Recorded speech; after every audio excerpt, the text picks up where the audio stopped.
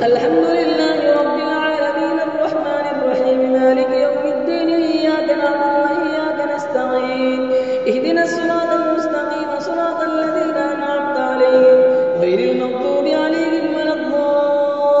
الضالين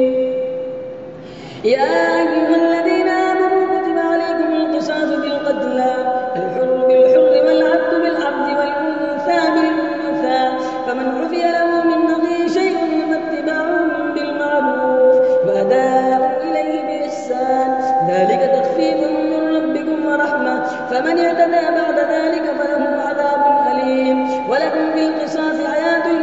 يا أولي الألباب لعلكم تتقون كتب عليكم إذا حضر أحدكم الموت إن ترك خيرا الوصية للوالدين والأقربين والجار بالمعروف حقا على المتقين فمن بدله بعدما سمعه فإنما إثمه على الذين يبدلونه إن الله سميع عليم فمن خاف من موص جنفا أو إثما فأصلح بينهم فلا إثم عليه